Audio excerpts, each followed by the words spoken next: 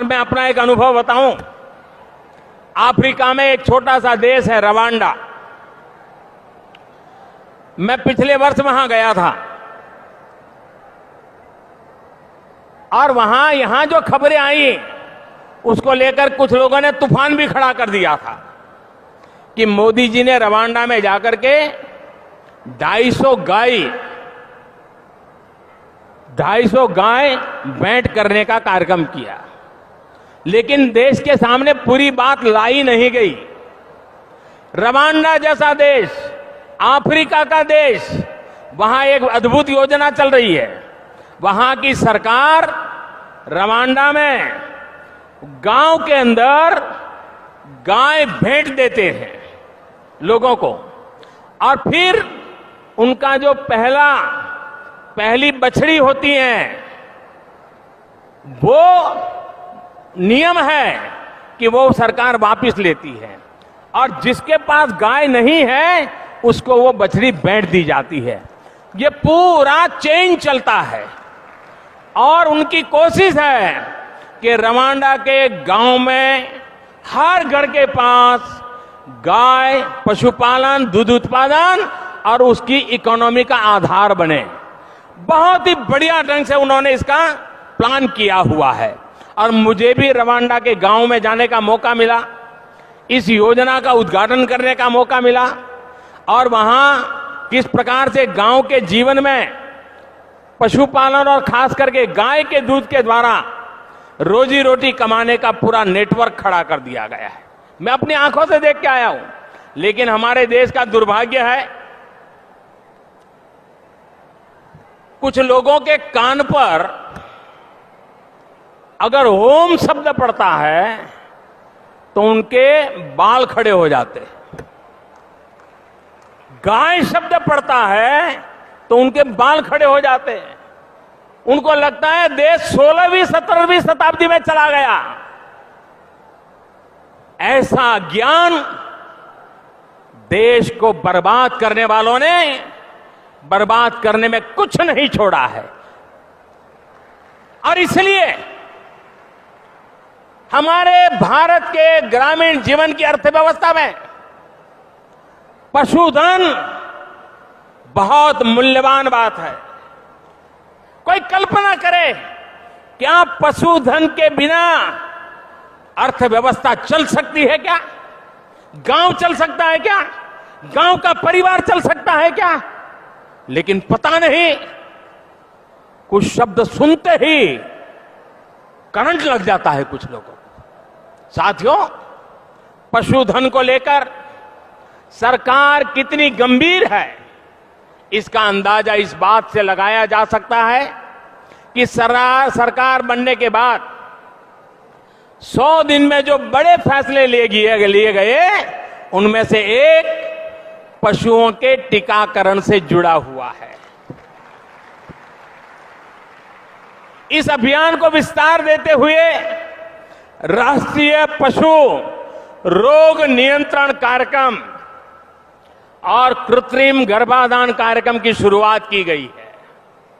साथियों, आप सभी ये भलीभांति जानते हैं कि पशुधन का बीमार होना कितना बड़ा झटका होता है। हमारे पशु बार बार बीमार न हो, उनके इलाज पर किसानों को बेवजह खर्च न करना पड़े, पशुपालक को खर्च न करना पड़े, इसी सोच के साथ आज 13,000 करोड़ रुपए के एक बड़े अभियान की शुरुआत की गई है।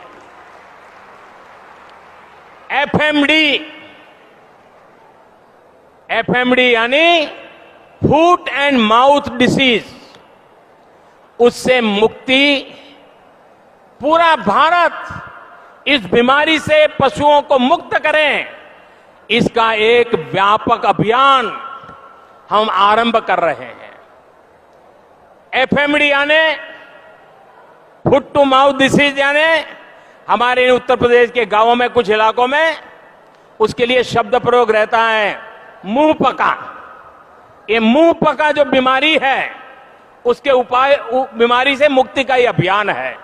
और आप हैरान हो जाएंगे, दुनिया के कई देशों ने इस काम से अपने देश में अभियान चला करके पशुओं को इस बीमारी से मुक्ति दिला दी है। कई छोटे छोटे देश, गरीब देश, उन्होंने काम कर दिया है। लेकिन दुर्भाग्य से इतनी सरकारें आकर के गई, इसको अभियान पर लिए बिना हम परिणाम प्राप्त नहीं कर पाएंगे। दुनिया के गरीब छोटे देश अगर पशु को मुसीबत से बाहर निकाल सकते हैं तो श्री कृष्ण की धरती पर तो कोई पशु ऐसी मुसीबत में जीना नहीं चाहिए। और इससे मुक्ति के लिए 51 करोड़ गाय, भैंस, भेड़, बकरी और सुअरों को साल में 2 बार टीके लगाए जाएंगे। इतना ही नहीं, जिन पशुओं का टीकाकरण हो जाएगा उनको पशु आधार यानी यूनिक आईडी देकर कानों में टैग लगाया जाएगा। पशुओं को बाकायदा स्वास्थ्य कार्ड भी जारी किया जाएगा।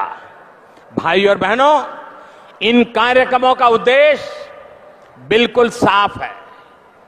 हमारा पशुधन स्वस्थ रहे, पोषित रहे और पशुओं की नई और उत्तम नस्लों का विकास हो। इसी रास्ते पर चलते हुए हमारे पशुपालकों की आय भी बढ़ेगी, हमारे बच्चों को उचित मात्रा में दूध भी उपलब्ध होगा और दुनिया के सबसे बड़े दूध उत्पादक के रूप में भारत की पहचान भी बनी रहेगी। भाइयों और बहनों, भारत के डेयरी सेक्टर को विस्तार देने के लिए हमें इनोवेशन की जरूरत है, नई तकनीक की जरूरत है। ये इनोवेशन हमारे ग्रामीण समाज से भी आए, इसलिए आज स्टार्टअप ग्रांड चैलेंज मैं खास करके नौजवानों को कहता हूं।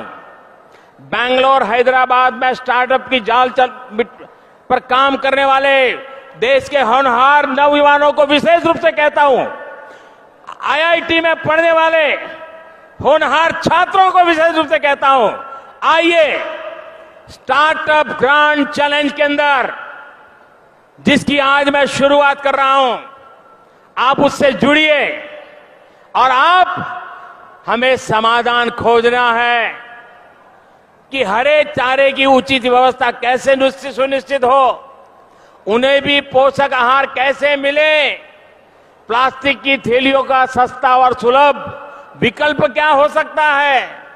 ऐसे अनेक विषयों का हल देने वाले स्टार्टअप शुरू होने चाहिए, शुरू किए जा सकते हैं और भारत सरकार आज उस चैलेंज को आपके सामने लॉन्च कर रही है।